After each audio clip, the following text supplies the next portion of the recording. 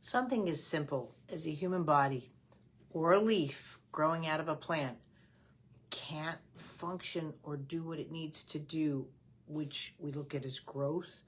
Um, Cognitive, I'll get it. The plant doesn't have the cognitive, but the organization for movement, all of that depends on its relationship to gravity. Now, a lot of people don't think about gravity in opposition or opposing gravity as part of our life functions. But for all biology, we need to oppose gravity. That's just how we function. It doesn't matter if it's my hair, it's my fingers going up. All of my movements that I do is in opposition to gravity. Now, we know if a system is impaired when it can't oppose gravity, and also too that it counteropposes gravity. So counteropposes gravity you see with CP, or what we look at is hyperreflexes and are those kind of startles. And we are in what they call flight or flight mode. But actually, the system is using so much of its force because it knows it needs to oppose gravity. This is the only way it knows how to do it, and with the spasticity or the force. The other system, more so we see with genetics, but we also see in plants in outer space, is when there's no opposition to gravity, then there's no growth. There's nothing that's going on to oppose. So you see that hypo response, the child just lying there. This is very apparent in babies. Like I've seen birth videos where there's concern, let's say that the doctor dropped the baby, but in the fact that what it is that the child is being born with a genetic condition, and it's really the first sign is because it literally falls out of the vaginal canal versus counteropposing, again, that gravity. And we see that in the first breath. To sit here and always go that it's the brain's response to all of this. The brain is responding immediately like a supercomputer to all this input, especially upon birth. So you have the fetal stage of development, which is be able to oppose gravity in all directions in a frictionless environment. That's why we have amniotic fluid, and that's also why there's no intake or elimination, because the human body doesn't breathe. It doesn't take in food. It doesn't oppose gravity in the womb. It's in a stasis. You know, if you've watched Avatar, or what they're trying to say is putting our bodies in this hypo response going through space. It's never going to work because it's just going to kill us. You can't go back to the womb-like behavior, and this is also why I have a problem with swaddling. You know, we're out of the womb for a reason. We're meant to explore all these movements, and when they're done right, you will not see the difference in momentum in the open and the close. It's almost like a seaweed hand that you will see with your child versus, again, this kind of thing, or being crushed. You know, imagine aluminum can in a vacuum, you know, how it just crushes it. You know, that's a lot of times.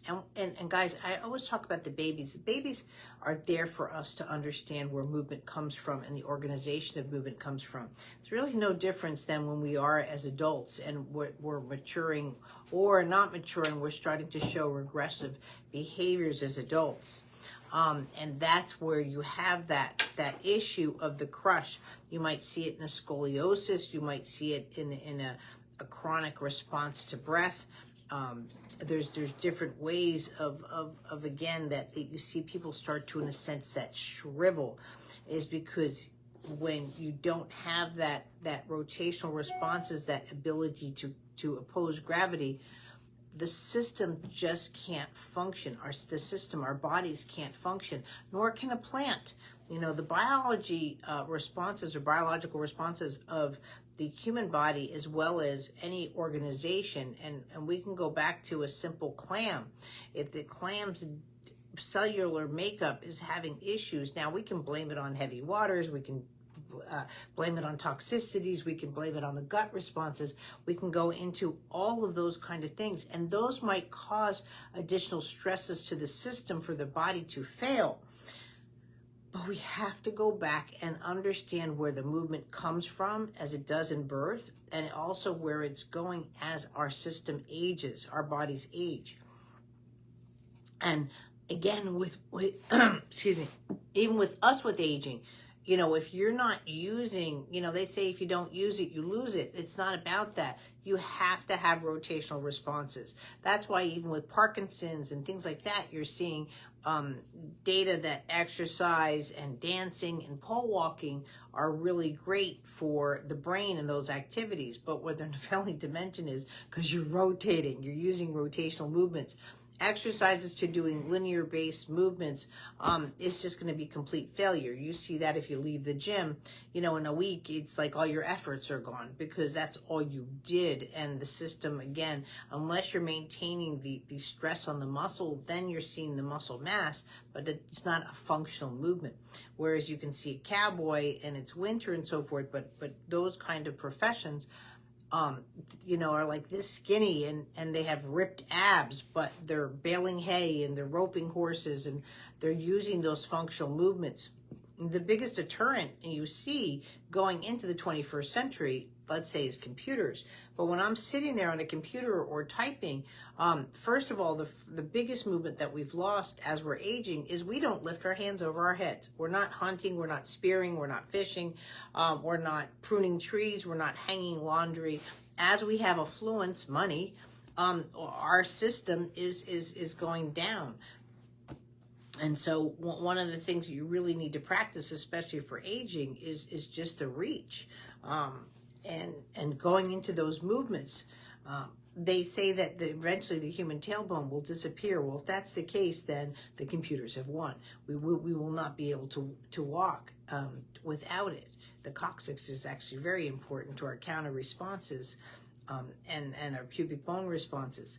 So we have to be very careful. Yes, I totally acknowledge that the brain has been damaged somewhere in time, but to sit there and look at the brain being responsible for all of this, you will get to a certain point in your therapies or your processes where if you're not dealing with the rotation and the opposition of gravity, then those therapies will stall. You will see those responses of what you think is improvement because you're looking at range of motion, you're looking at these very linear and a sort of archaic ways of measurement, but that doesn't mean that that's what you get as for function. So you see this very common in cerebral palsy. Let's say the child is walking, but with a walker or assistance or a gait, but something happens to that child, usually between 12 to 16. It might be a little bit of a prolonged sickness, not much, but enough to keep them in bed for a couple of days, or they have to have a procedures and they never walk again. One of my theories in gravity is that, when the mites or the mass supersedes the might, the mass wins. It's just like I can't hold these glasses forever. At some point, the mass, even just this tiny of this glasses, will win. And that's why we really have to watch it. If the system is compromised, like let's say I work a lot with trachs, and they're vented, get the vent off the chest cavity. Get a little toy bar, because we are just not meant to push away an object constantly in breath. It's very fatiguing in the system, but again, it's not functional. You might be able to do it, but at some point the system will fail. And then where do you go beyond venting? It's just, and then again, we're in the hospital. And again, you see that very common. We talk about death, that last breath is processed.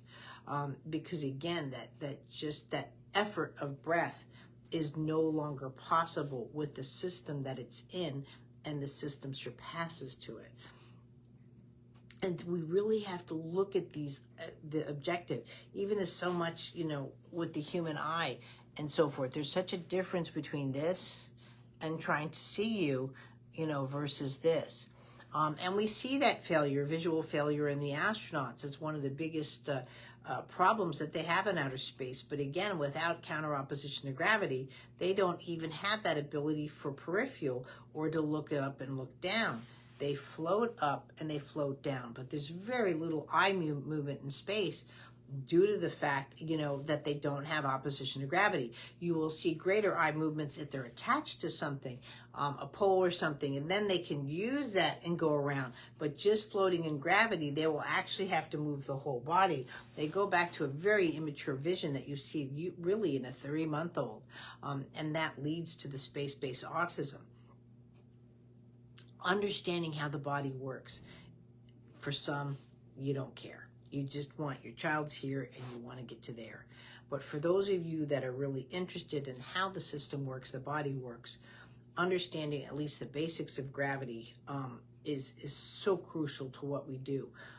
Again, that's why I published 21 Theories of Biological Gravity. I still have 2 more that I need to go, but I've got to get in the 12 months of milestones first, because of this whole relationship, we really don't have a clear objective or understanding what a milestone is, much less a reflex.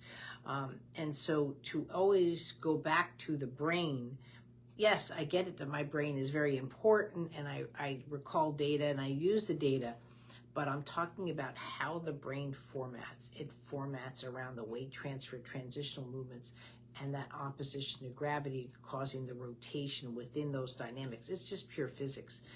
And so, again, you don't need to know all of that to help your child, but if you want to take any of your thoughts to the next level, understanding these concepts is really important. But you have to watch the people in your lives that are working with your child, because if they feel, oh, it's due to the trauma to the brain, oh, it's due to, like I always heard, like, oh, if only he could sit up. And it's like, yeah, I get it. If only he could sit up. That's why I'm here. And that's what's very important, that those kind of scenarios don't come into your life in a home-based or center-based environment. I can blame myself all day long. It's whether I want to go that extra mile to learn it, but that I have compensation skills and comprehension skills.